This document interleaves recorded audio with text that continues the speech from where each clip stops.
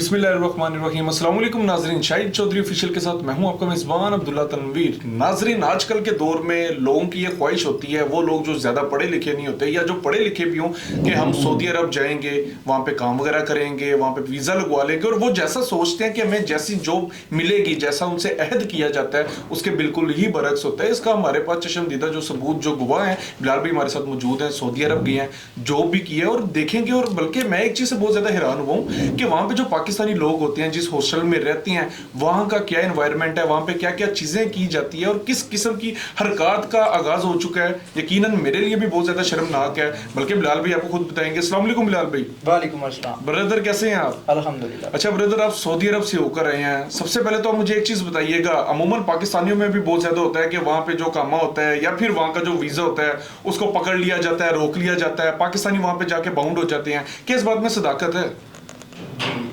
इस बारे में सदाकत ये है कि पाकिस्तानी है जो कफील का इसके अंदर कोई कंडक्ट नहीं होता। जिस बंदे ने वीज़ा लिया होता है वो बंदे के मतहत होता है, जिसने वीज़ा दिया होता है उसकी ख्वाहिश होती है कि ये बंदा मेरा गुलाम बन के रहे। मैं कहूँ कि सो जाए ये बंदा सो जाए, मैं कहूँ उठ जाए ये बंदा उठ जाए। और ये होता भी पाकिस्तानी है? ये पाकिस्तानी सऊदी अरब के लिहाज में मेरे ख्याल में जितने भी पाकिस्तानी हैं जो 30 से 35 साल से वहाँ पे रह रहे हैं, ये सब वही लोग करते हैं। अच्छा, वही लोग करते हैं। अच्छा बिलाल भी, एक चीज यहाँ पे ना पाकिस्तान के एनवायरनमेंट में बड़ी पाई जाती है और मैंने भी बड़ा सुना है, कहते हैं यहाँ से अगर आपको कहेंगे कि हमने वहाँ पे इंजीनियरिंग की कोई जॉब देनी है या फॉर एग्जांपल किसी होटल की जॉब देनी है, वहाँ पे जाते आपकी जॉब भी चेंज होती है, आपकी टाइमिंग भी चेंज होती है। क्या वाकई ऐसी है? बिल्कुल, टाइमिंग ये होती है कि सुबह तकरीबन मैं जब गया था नया नया तो तकरीबन 2 माह तो टाइमिंग ठीक रही है, 10 बजे उठते थे और शाम को 8-10 बजे वापस चले जाते थे। लेकिन जैसे जैसे टाइम गुजरता जाता है, बंदा वहाँ पे पुराना होता जाता है, तो उस मामले में फिर सुबह 8 बजे उठते हैं। जैसे कि कोई दूध दही की दुकान है, सुबह जल्दी खोलनी होती है, इस जल्दी उठें, अच्छा, जाके दुकान खोलें। अरबी लोग हैं जो वो कम से कम 12 से 1 बजे के बाद सोए उठते हैं। अच्छा, हमें उठाया जाता था 7 बजे 8 बजे जाके दुकानें खोलें जी अपनी।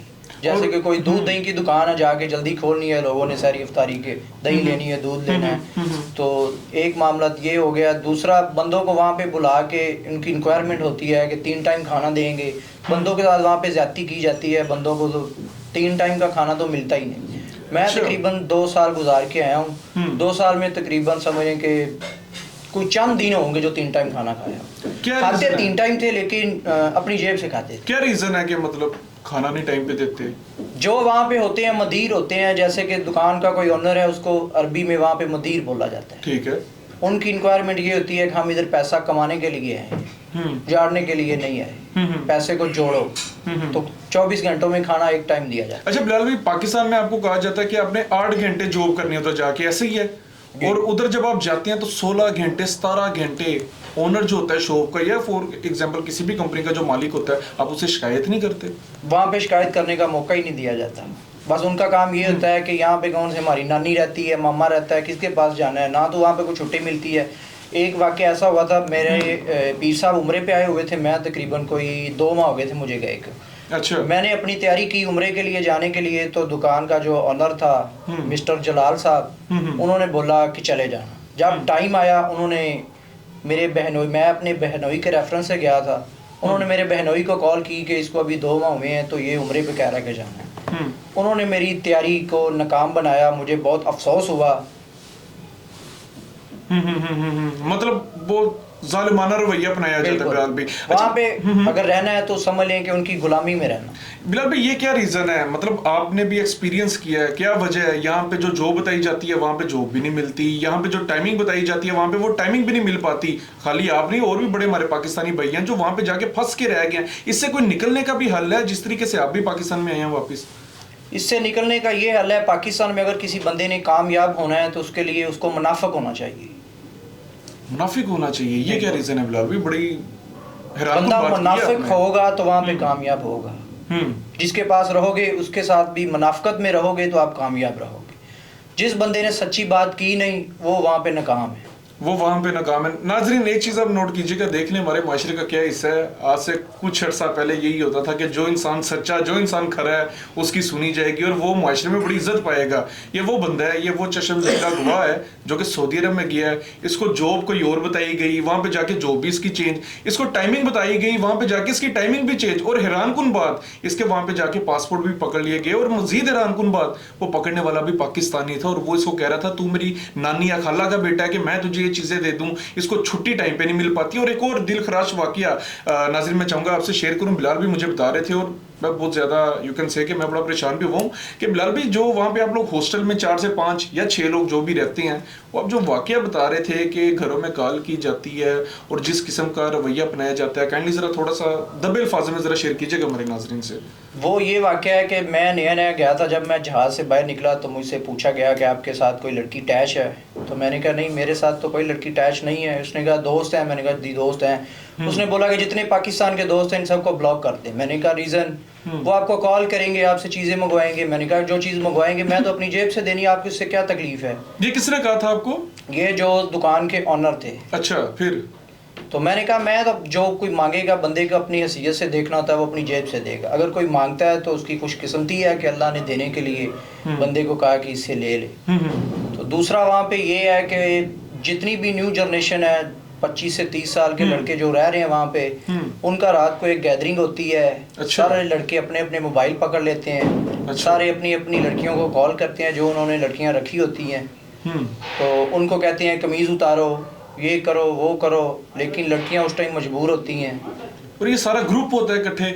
बिल्कुल। मैं एक वाकया है कि मैं भी उस ग्रुप में शामिल था।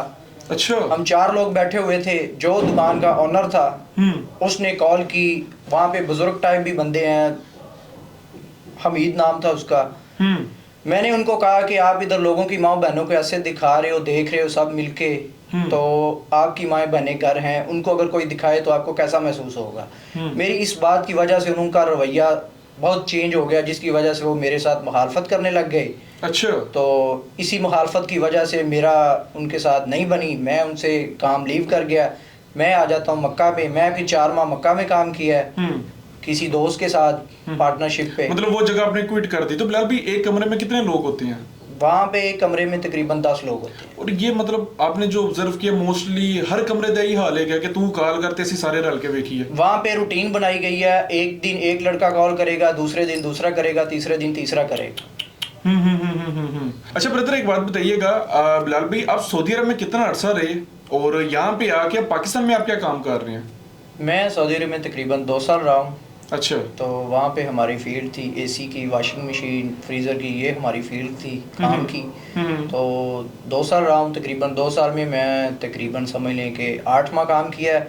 बाकी अपना टोरा फेरा ही रहा है। वो टोरा फेरा इस वजह से काम रहा ढूंढने के वाले से? नहीं, काम मिलता था, लेकिन टोरा फेरा इस वजह से रहा है कि मैं जिन बंदों के पास गया था वो थे मुनाफिक।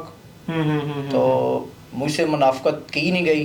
तो जिस वजह से मैं फिर पाकिस्तान से पैसे मंगवा के वहाँ पे अपना घर वालों से मंगवा के, बजाय आपने घर को सेटल भेजने की बजाय मैं अपने घर से पाकिस्तान से मंगवा के तो खाता रहा। ठीक हो गया। अच्छा बिलाल भाई, आप पाकिस्तान में इस वक्त इधर लाहौर शहर में किस जगह पे रह रहे हैं? पाकिस्तान मेरी राइश है बहरा टाउन जलियाना। अच्छा, जलियाना में अब आप रह रहे हो। तो एक चीज तो मुझे बताओ, बल्कि हमारे देखने वाले व्यूवर्स को भी बताओ, बड़े जुनून से यकीनन आप भी गए होगे कि घर के हालात बेहतर कर दूंगा। आपने जितना भी सारा वहाँ पे एक्सपीरियंस किया है, क्या पैगाम देना चाहोगे हमारी नई जनरेशन को, खुसूसी तौर पर उन लोगों को जो चाहते हैं कि हम बाहर के मुल्क जाएं, उधर रह के हम खुद ही अपना खाना पीना भी कर लेंगे, असी आप रह लांगे, सानू किसी की लोड़ नहीं, तो घर भी असी पैसे कर लांगे। इन लोगों के लिए आपका क्या सबक होगा?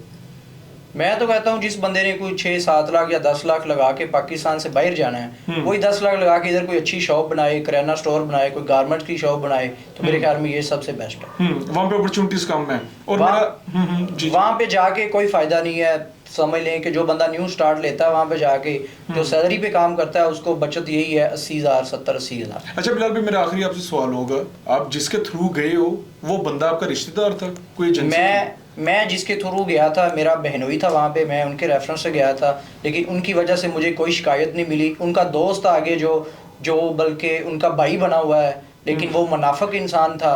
मुझे मेरे बहनोई ने उनके पास छोड़ा था, लेकिन वो बंदा मुनाफिक था, आज भी मुनाफिक है और मुनाफिक ही रहेगा। उसी की वजह से आपकी वो जॉब में मसला या टाइमिंग में हर्डल्स पेश आई? जी। बिल्कुल नाजरीन, ये चीज़ आप नोट कीजिएगा, बड़ी अफसोसनाक बात है। ये वो बंदा है जो कि सताया हुआ है मेरे ख्याल से। आप एक चीज़ नोट करें कि वो कह रहा है कि कामयाबी वही है जो मुआशरे में मुनाफिक रहे। ये सऊदी अरब गया है, इसने वहाँ पे चीज़ें एक्सपीरियंस की हैं और जिन चीज़ों के इसने बयान किया है, मैं तो ऐसा सोच भी नहीं सकता था कि इस तरह भी होता है कि गैदरिंग इकट्ठी होती है, कॉल्स की जाती है, एक दूसरे को दिखाई जाती हैं। हालांकि हमारे यहाँ पे तस्वुर यही है कि जो यहाँ से लड़के जाते हैं बड़ी मेहनत करते हैं, घर वालों के लिए मेहनत करते हैं, खुसूसी तौर पर सऊदी अरब। नाजरीन एक चीज़ नोट कीजिएगा, हम उसको बड़े एक पॉजिटिव वे में देखते हैं कि वहाँ पे जाके लोग अल्लाह तौबा करते हैं और इस किस्म के मामला पेश आ रहे हैं। तो मेरा भी लास्ट पे यही हमारा मैसेज होगा अपने भाइयों के लिए, अपनी नई जनरेशन के लिए कि खुदारा इस चीज़ को बड़ा सोच समझ के अपने स्टेप लेना है। आपके पीछे घर बार है, आपने अपने घर बार को छोड़ के भी जा रहे हो तो इस तरीके से रहना है कि उनको तंगी ना महसूस हो, उनको किसी चीज़ की कमी ना आए। क्योंकि आप जल्दबाजी में कोई भी फैसला कर लेते हो लेकिन वो बाद में पता चल पाता है कि ये जो फैसला था ये आपका जल्दबाजी का था। प्रोग्राम का फीडबैक जरूर दीजिएगा नाजरीन, और अगर आपके पास भी इस हवाले से इस बारे में कोई भी स्टोरी है या आप में से किसी के साथ कोई ज्यादती, कोई जुल्म हुआ है, आप बिल्कुल आप हमारे प्लेटफॉर्म पे आ सकते हैं, यहाँ पे आके आप अपनी आवाज उठा सकते हैं। इसी के साथ अपने मेजबान अब्दुल्ला तनवीर को इजाजत दीजिए। अल्लाह निगहबान।